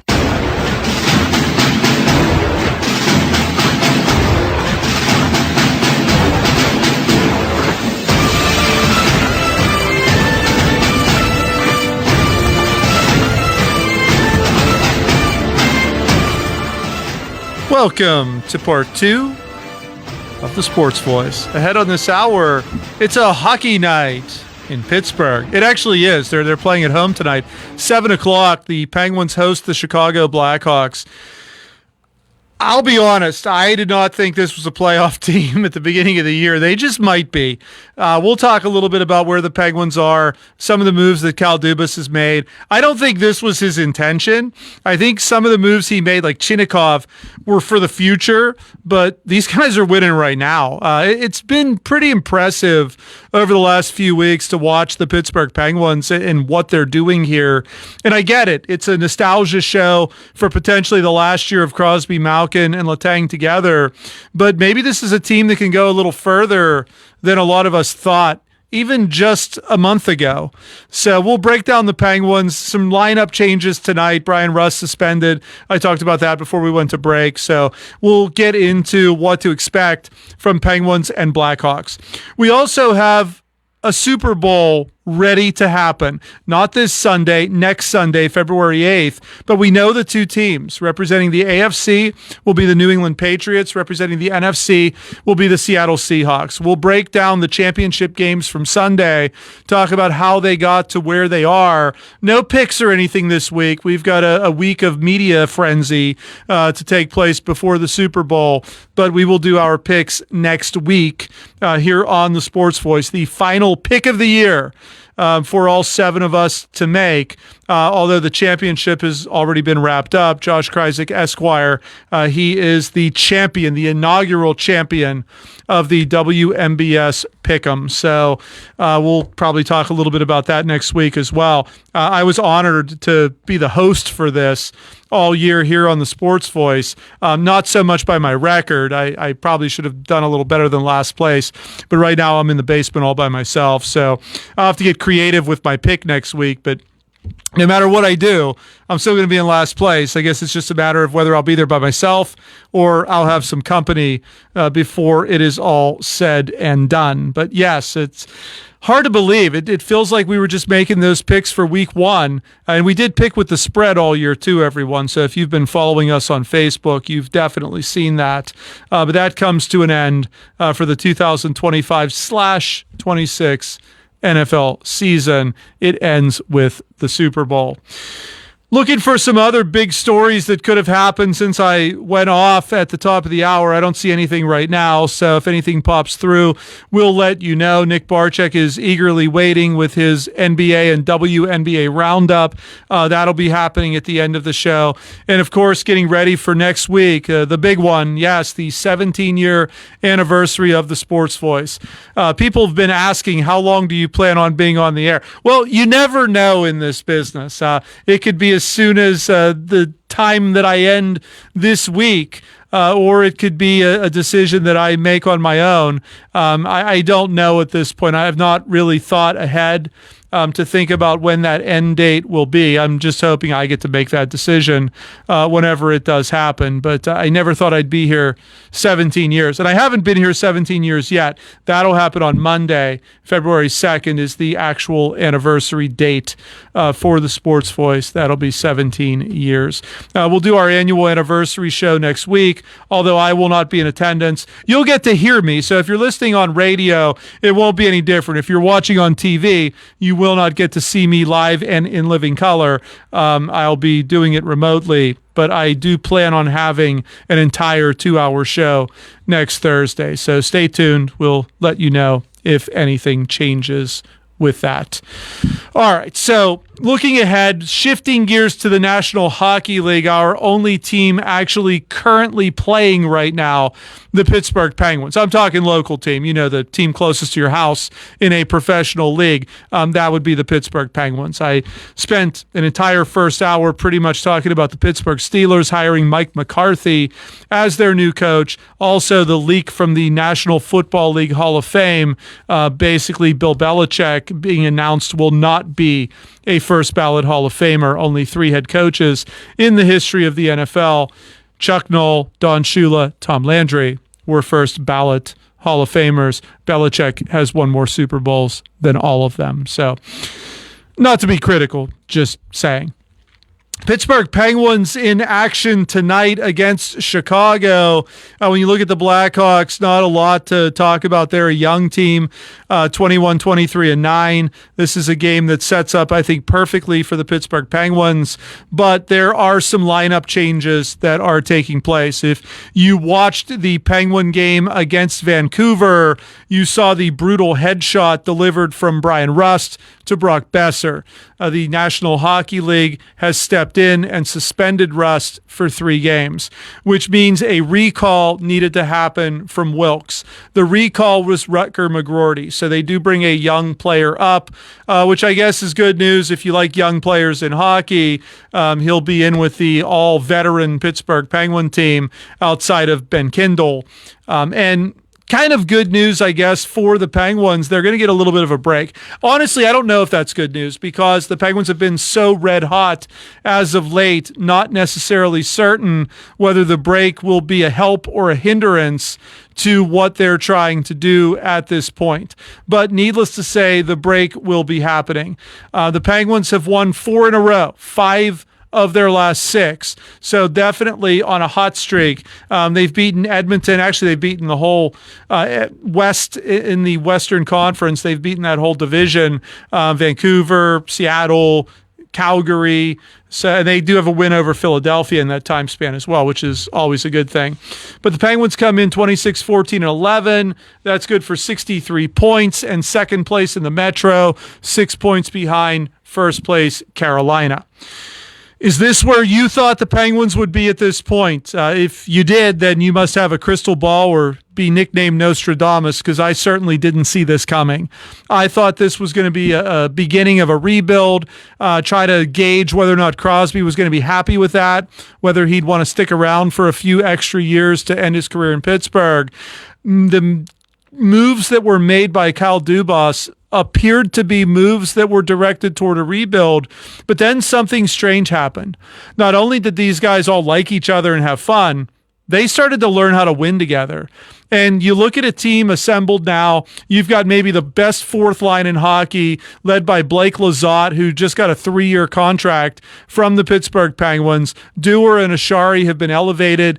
You know, we saw these guys last year. They did not look anywhere near as good as they did this year. Lizotte's been healthy for the most part this year. I can't imagine a better fourth line. Sidney Crosby has 27 goals at 38 years old. I don't think anyone looked at Crosby and said, hey, this guy might score 50 goals this year. I mean, we knew he would score goals. That's just the work ethic, the star power. We know what Sidney Crosby is. We know what he's been. And it's hard to look at him and see a 38-year-old because when you see him on the ice, he looks like he's still in his 20s. But he's toward the end of his career, not toward the beginning, and he's playing like he's in his prime. That has been a huge help for the Pittsburgh Penguins. Evgeny Malkin has been injured, but when he's played, he's looked better than he has in the last half decade. Malkin definitely has been inspired. Maybe it's some of the younger talent that he's gotten the opportunity to play with this year, but in the end, he looks like $1 million out there in the time that he's been out there. Hard to believe this is potentially the last year of Evgeny Malkin in a Pittsburgh Penguin uniform. And then there's Erik Karlsson. Karlsson looks like the best defenseman in hockey at times. And there was never a time where I could say that in the last 2 seasons with the Penguins. We know he greatly disliked Mike Sullivan. He didn't like the style. He didn't like playing for him. But now where he has a little more freedom over his role, he has thrived. He has excelled with the Pittsburgh Penguins. And we know that even though the Olympic break is coming up, of course, the Olympics start next Friday, Karlsson and Crosby will not get a break. Crosby will be on Team Canada. Karlsson will be on Team Sweden. So we know there are 2 players that will still be in action. But when you look at the rest of the guys, maybe it's a much needed break. Maybe it's the wrong possible time that something like this could have happened. But either way you look at it, the Penguins are rolling right now. So what are we going to see as far as the lineup change? How are things going to happen moving forward for the Pittsburgh Penguins? Well, Justin Brazeau is going to be promoted to the top line with Crosby and Rakell. That's huge. I mean, that could be an amazing break for Brazeau. Maybe it slows down what Crosby and Rakell are doing, but Brazeau has been nothing short of impressive in his brief tenure with the Pittsburgh Penguins. If anyone earns and deserves it, I'm assuming that it is him that has earned and deserved that. McGroarty will be on Kindle's line, a little bit of shifting and rotating. The new defenseman, Solyov, is up. He'll be playing with Ryan Shea, the third pair of defense tonight. Of course, Jack St. Ivany having surgery, so he's going to be out for a little while, and Artur Shilovs will be in net for the Pittsburgh Penguins. That's probably a good. I would rather put Shilovs in against Chicago and save Stuart Skinner for something better. Skinner's looked great. The Penguins definitely winning that trade with Edmonton because Jari has been shaky at best with the Oilers. Well, you saw him in action a few days ago. But we look at Skinner. Skinner's been playing out of his mind.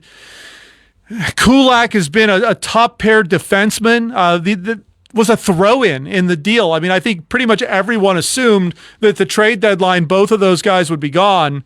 And here they are thriving in Pittsburgh. And now you start asking the question, well, when the trade deadline rolls around, everyone just assumed the Penguins would sell. We figured Raquel would be gone, maybe Rust would be gone, Skinner and Kulak would be gone, and then, who knows, maybe some of these other veterans, Mantha, some of the players that were brought in that sort of were, well, who knows why they're here. Maybe they're just here to get a look from a team making the playoffs. But now all of a sudden the Penguins are talking about potentially adding.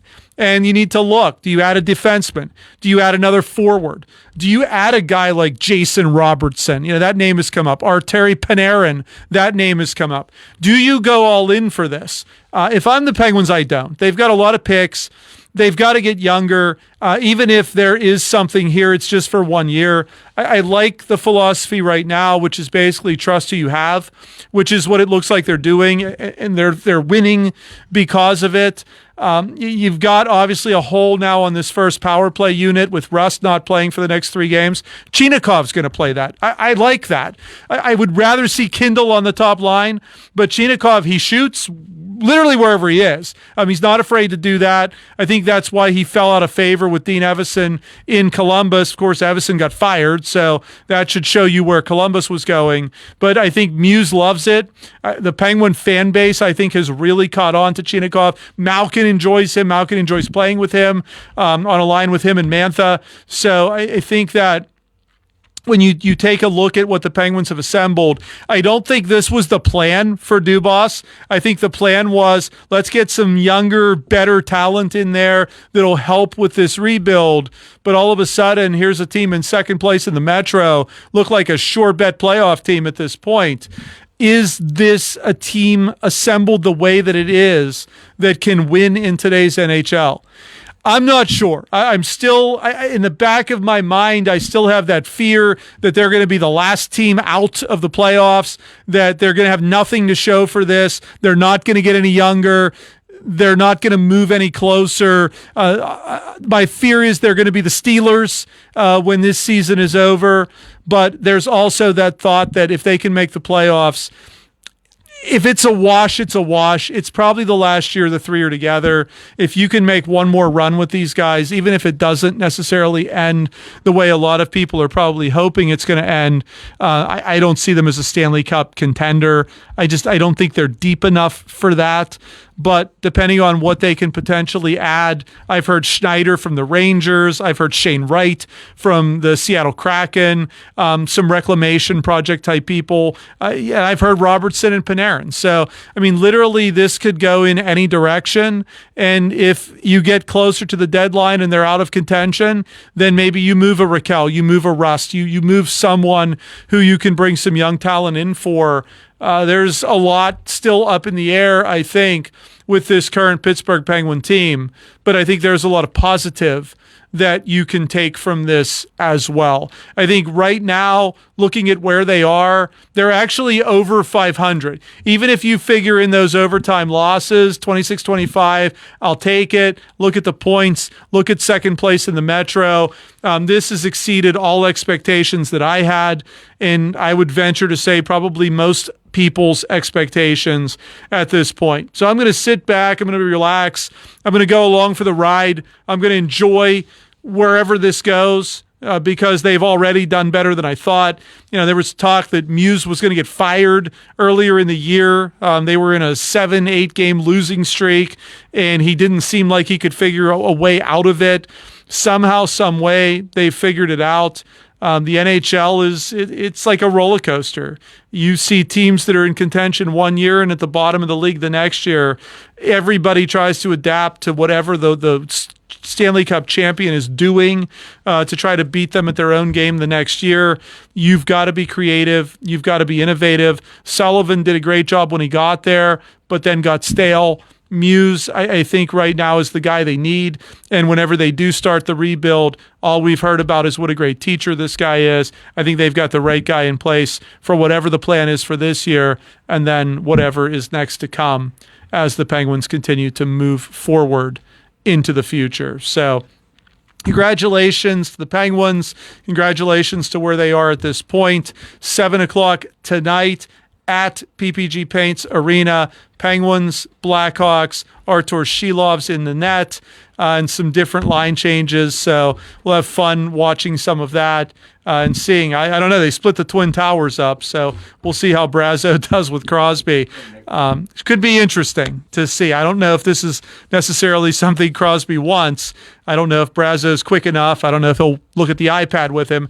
But, in the end, this could be something very interesting. This could be Mario Lemieux, Warren Young right here, depending on what takes place. Nick, it's been fun. I've been optimistic cautiously with the Penguins all year. I did not see them here. I still have that fear they could be the first team out and have nothing to show for this at the end. But they 4 in a row, 5 of their last 6. They are streaky. I don't know if this Olympic break is a good thing or a bad thing for them right now.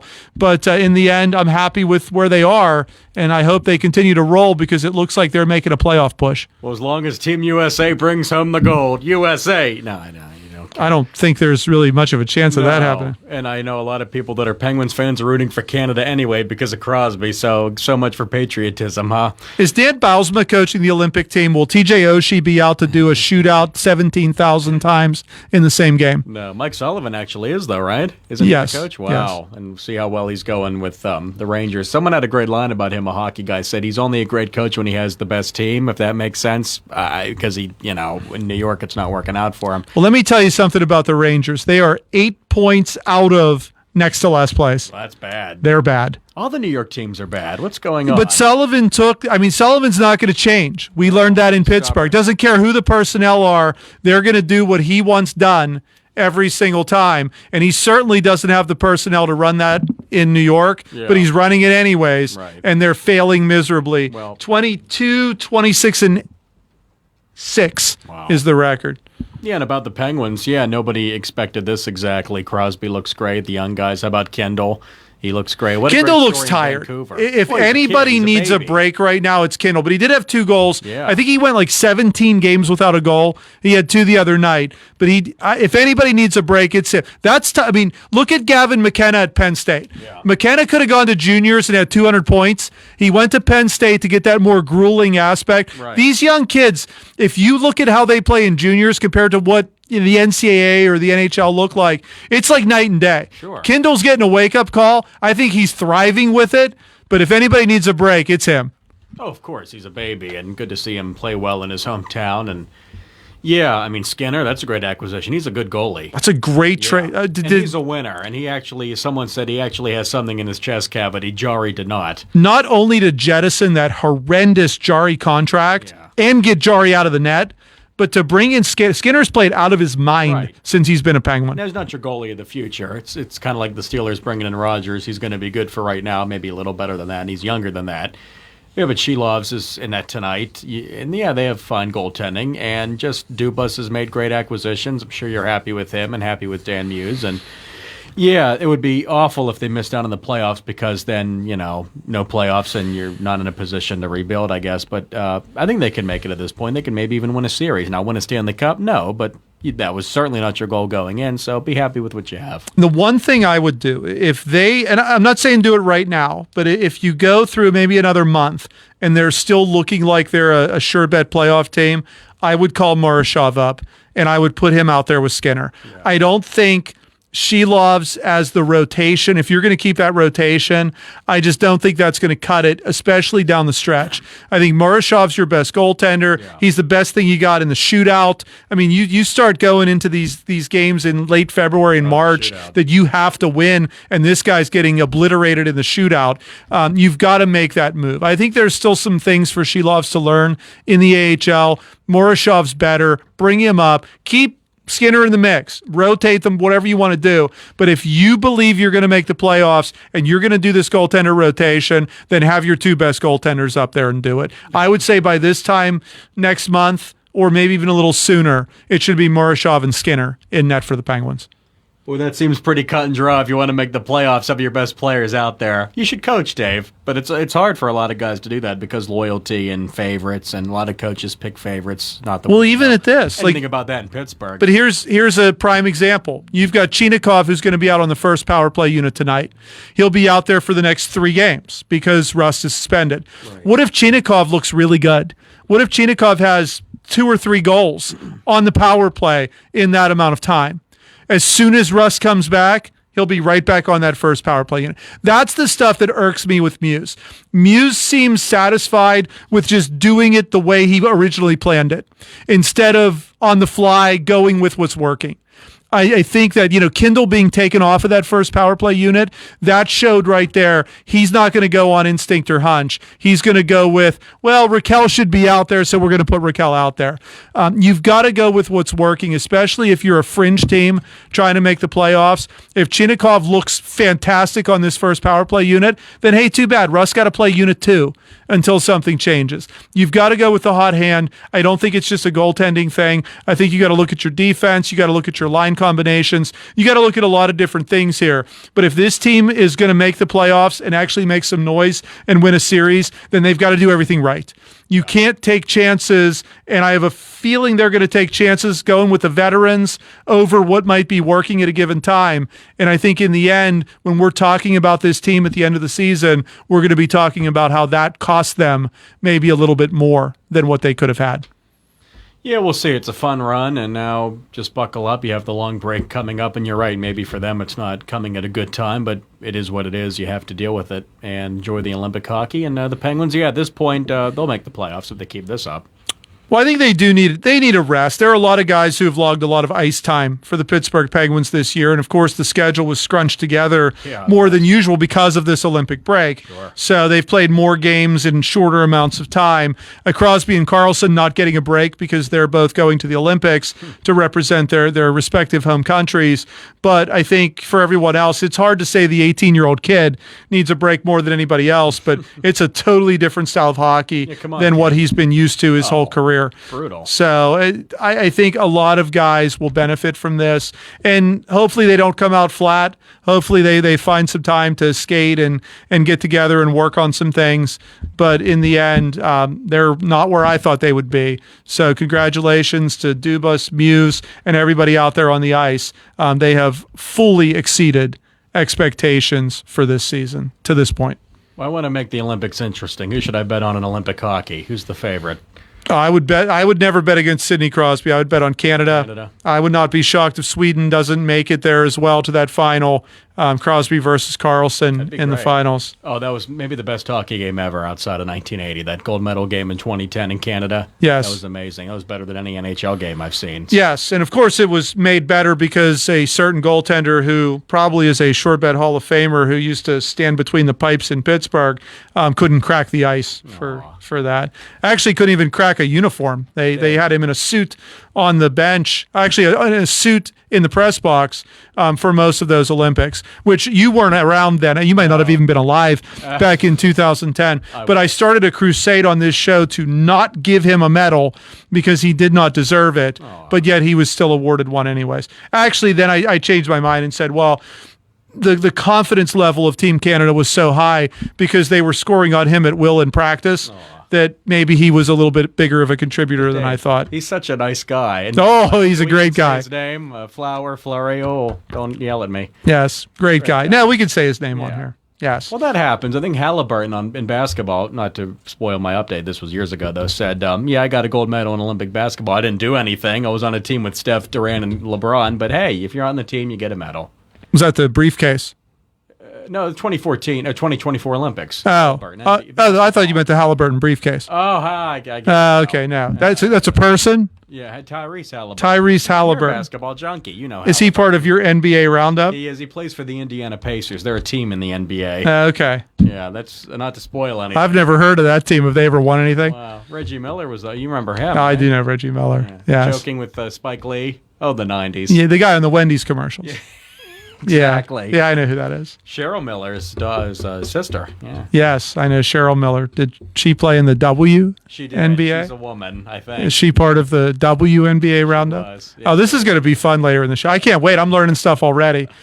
LeBron went back to his hometown last night, Cleveland. You know Cleveland. How did Bronny go with him? He did. Did he clean the seats off and everything? Okay. Luka was their boy. Luka's really good, in all seriousness. He is awesome. Wow. I heard he has a great workout regimen. Yes. He It apparently involves lifting food into his mouth. Yeah. No, he's in great shape now. Oh, that's awesome. Just 40 a night. Wow. It's hard to do. Points. Yeah, points. Oh, man. All right. I can't wait. Well, let's not spoil too much too soon. We want to save that for the end. I'm excited already. Let's take a break. So, Penguins at home tonight against the Blackhawks, 7 o'clock. Pay attention. They're jumbling the lines up, so see if you can recognize who's with who. There'll be a quiz next week, so make sure you're paying attention. Don't go anywhere. We're going to take a quick break. We'll be right back to talk about the Super Bowl, or as the uneducated call it, the big game. I'm so sick of that at this point, too. But we'll talk about how the teams that are there actually got there, and Nick will do his NBA, WNBA roundup. Don't go anywhere. We'll be right back. Hey, you looking for a quality pre-owned vehicle? Well, look no more, because with over 200 vehicles, Gary's Auto Sales is the largest used car dealer in the area. Whether you want a car, a truck, or an SUV, you'll absolutely find what you're looking for at Gary's.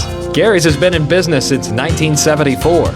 You can visit them online at Gary'sAutoSales.com, or you can give them a call at 724-626-8080. Gary's Auto Sales. Many miles, many smiles. The best pizza in town is at Little E's Al Altre, Uniontown's newest restaurant with all the organic crust, classic or gluten-free, all organic sauces, all natural meats and toppings, and a variety of specialty pizzas, including vegan options. More than pizza, Little E's has hearty homemade soups, appetizers, calzones, and strombolis, plus a variety of salads with vegan and gluten-free options. Open Wednesday and Thursday 11 to 9, Friday and Saturday until 9:30. Phone 724-880-6012 or stop in Little E's 7 West South Street across from a parking garage. Franco's Golf Center is open during the winter months, Tuesday through Sunday, starting at 11 a.m., closed Monday. With 2 state-of-the-art simulators, Franco's is your destination for indoor golf. The Full Line Pro Shop is also open for your shopping convenience with gift certificates available. The outdoor range is also open year-round, weather permitting. Call 724-438-6651 to reserve your indoor golf tee times. Franco's is located on Route 21 west of Uniontown. Stop and see them today. If you're ready for a dental makeover or in need of basic dental care, the office of Dr. Mark Rabatin is right for you. Dr. Rabatin uses the latest advancement in the industry to achieve comprehensive care that will preserve your smile for years to come by providing general dentistry services. Call today to schedule your appointment at their modern office located in the Fayette Business Park, 724-437-4991 for the fine art of dentistry. When you are looking to make some extra cash for your aluminum cans, visit Cherokee Recycling, where aluminum can is king. Cherokee Recycling is open Monday through Friday 9 to 4:30 and Saturdays 8 to 12 noon, closed Sundays and holidays. Give Marcus or Rags a call today, 724-439-3228 for Cherokee Recycling, where recycling makes the most sense.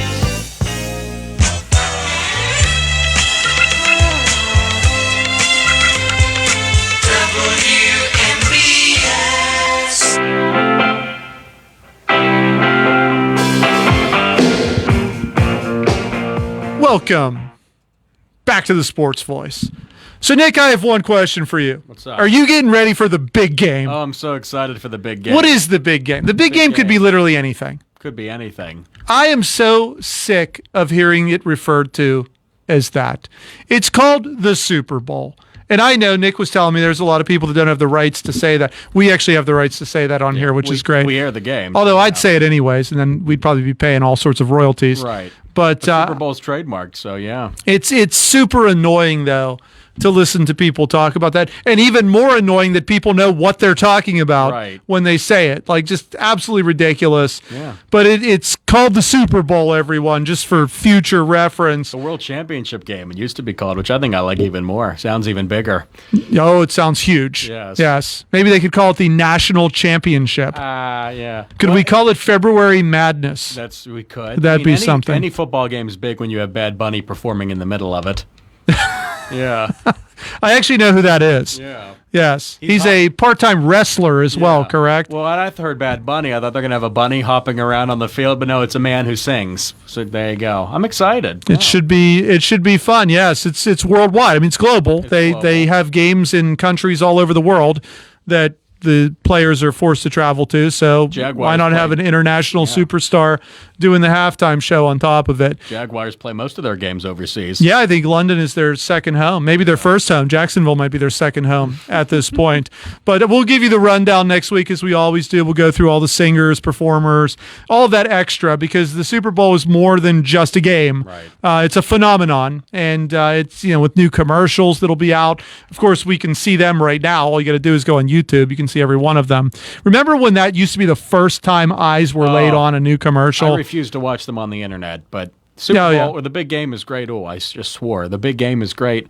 And really, it's because of the eating and drinking. It's like the second biggest eating and drinking day behind Thanksgiving. So I can get behind that, Dave. Absolutely. It's an excuse to have a party. That's right. If you can eat pizza, drink beer, and cocktails, I'm all in. That sounds like a great time. I'm ready. I wish it was this Sunday. I'm ready for it already. But obviously it isn't, so we'll talk a little bit about the teams that are there and how they got there. Two totally different football games. And I know the first one was affected by the weather, but I've said on here, and anyone who's listened has known, I've said it, these owners are raking in huge amounts of money to own an NFL franchise. They should be forced to install a dome on every field. Not that they have to use it. It can be retractable, but to watch this garbage that we were forced to watch, and honestly, I'm happy with the result. I think New England would have won regardless, but this was a horrendous game. And I know, old school football, this is what the NFL used to be. Well, it shouldn't be what the NFL is today. When you have technology capable of building a cover so that you don't have to watch crap like this in a championship game to determine who goes to the big game Super Bowl, then I think we should have a way to prevent that. It was awful. It was like watching 4 quarters of a Pittsburgh Steelers football game. Yeah. That's what I felt like I was watching. I could have sat and watched paint dry and been a little more entertained than what I saw in this game. They're not even trying to get first downs. They're worried about field position. They're throwing the ball away purposely because they like where they are, and they're just going to punt to the other team. This was not football. I don't know what it was, especially from the end of the third quarter to the fourth quarter when the blizzard hit, and you couldn't even see what lines they were on the football field. But in the end, New England does win 10-7. Denver goes in with backup quarterback Jarrett Stidham. It's not what you should have to watch for a championship game to get you into the Super Bowl. 30, 40 years ago, you had no choice. I see choices now, and I think the NFL should force the hands and say, look, you don't want to put one in? Fine. Then we'll have that game played at a neutral site like they do the Super Bowl every year, where you don't have to worry about weather, where it's not a factor. Yeah, for regular season games, fine. But for the playoffs, definitely for the Super Bowl, you want the game not decided by weather. And the one theory is, well, both teams are playing in it, sure, but it compromises the game in its entirety, in its totality. So, yeah, 10-7. I mean, that was the JV game with Stidham, and then, Drake May made some plays. And then you got the varsity game, Stafford and Darnold, Rams, Seahawks in perfect weather. It was cold. I have no problem with cold, but that blizzard, come on. And I honestly think that first game, they could have scored that many points as well. I think that they were moving the ball a little bit early until the weather turned. Well, not with Jarrett Stidham at quarterback, scoring 30. I mean, he could score 20-something. Yeah. Stidham's not that bad. I mean, when you go through and you look at backup quarterbacks, he's not in the bottom tier of those guys. I would venture to say he's in the top tier. I mean, I may be partial. He's a former New England Patriot draft pick. I think the only guy left, maybe one of two from the 2019 draft class, one of the worst draft classes in the history of that franchise. You could tell Belichick was on his way out at that point. But I think Stidham has been serviceable. He's bounced around the league a little bit at this point. And I think he had Denver in position early on to contend. He made a great throw early, yeah. Yeah, I think the weather just came in. It affected the throwing game 100%. There was one side of the field where you couldn't even see because that's the way the wind was blowing the snow at your face. So you're now playing for position to try to get on the opposite side of that, which Denver managed to do for the fourth quarter, but it didn't help them. Nick, when I saw guys just throwing the ball away purpose, not even trying to run a play because they were happy with where they were on the field and we're going to try to put the other team in a disadvantage on the other side, that's just horrendous football. It was agonizing to sit and watch that, and I was invested in who won, but I had to turn away at times. It was so bad to sit and have to watch that game. Yeah, it was ridiculous, and a lot of people like it. That's fine, but yeah, in this day and age, retractable roof doesn't have to be a dome. Buffalo has an open-air new stadium coming with their great head coach, hire Joe Brady. Yeah. Wow. What a well-deserved promotion there, who was their offensive coordinator. But it keeps the snow out. I mean, it's still open air, but the way it's built, it keeps really bad weather out. If you don't know what I'm talking about, just Google it. So, yeah, that's where the NFL should go, but we'll see. I agree 100%. Seattle... I think Sam Darnold had an answer for all of his doubters in that game. Of course, not Nick. Nick is a full-fledged Darnold fan. Loved him. Has been for a long time. A lot of people talking about, could this be the chance for Matthew Stafford to, is this going to be his last year? What happens with him? As far as the Rams and his future. But in the end, it just was not to be. Had a good game, 374, 3 touchdowns. But in the end, Seattle was just better. They were better on the ground, which made it more important. And, wow, two of the best receivers, maybe the two best receivers in football, Puka Nacua and Jackson Smith-Njigba. What a game, shootout, a duel. And in the end, with all those points scored, they scored none in the fourth quarter. But Seattle ends up winning 31-27. That was so much fun. Those teams are loaded. Those were two Pro Bowl teams. And to think that the 49ers were the third best team in that division, that's how good those two teams are. Good Lord. And they fell apart due to injury, San Fran. But Seattle, besides for Charbonnet, they're going to be healthy in the Super Bowl. The Patriots are totally healthy.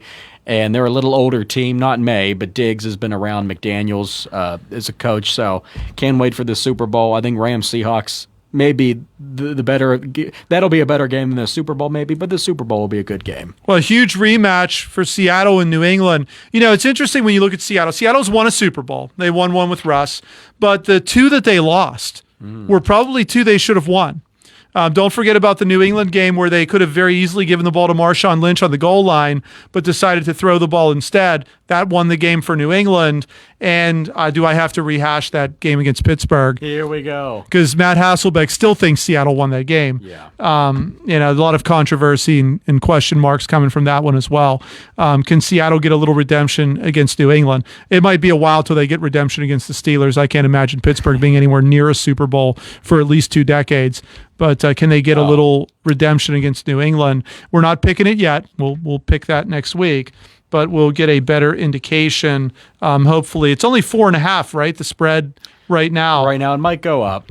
I see that going. I see a lot of money going on Seattle at 4.5. Yeah, they're the better team, but New England's feisty, and this has a lot of feeling of that Super Bowl with Brady when they were 14-point underdogs to the Rams led by Kurt Warner, and they won. So that could happen here. Some coaching hirings in the NFL. We talked about Joe Brady being promoted.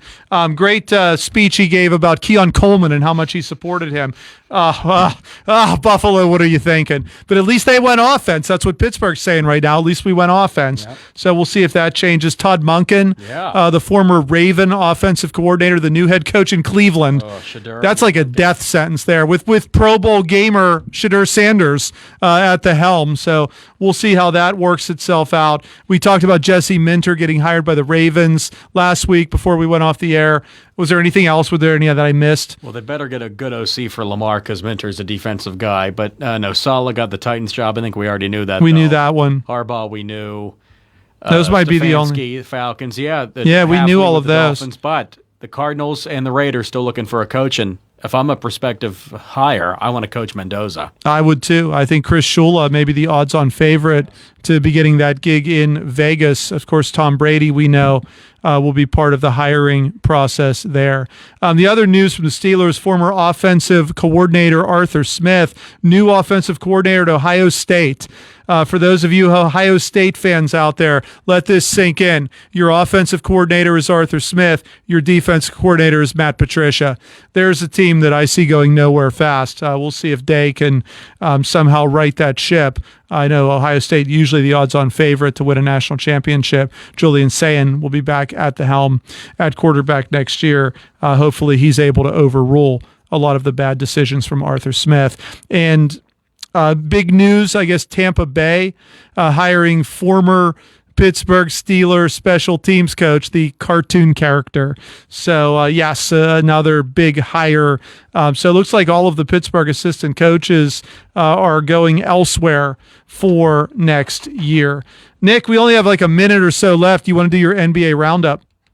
Well, or WNBA, did they start? They're still practicing. They still have to do maybe next drills. week. Yeah, they're getting there. Caitlin, she's going to be a TV analyst this weekend. Caitlin Clark, if you know who that is, for the Lakers next game. But LeBron went home to Cleveland last night, played pretty well, but Cleveland won. They're a good young team led by a man named Donovan Mitchell. He has two first names. Oh, okay. Luka's really good again. He's averaging 35, 40 a night. Looks awesome. So, yeah, it's been a fun year. Thunder are really good. Spurs are really good. They're led by a very tall man named Wemby. That's his actual name. Gumby. Like Gumby, yeah. Okay. I'm Gumby, damn Is he it. contortion? He's very contortionist. Yeah, he's Awesome. in Cirque du Soleil, I think. Well, that's great stuff. Basketball's great. You should watch it. Can't wait. That's all the time we have for this week's edition of The Sports Voice. We'll be back next Thursday with our 17-year anniversary show from 4:15 to 6. Thanks for listening. You may have noticed a new internet company knocking at your door with claims like, "I'm not here to sell you anything," or "I wouldn't lie to you." The truth is, Armstrong has played an important role in your community for decades, and we're not going anywhere. That new internet provider will probably change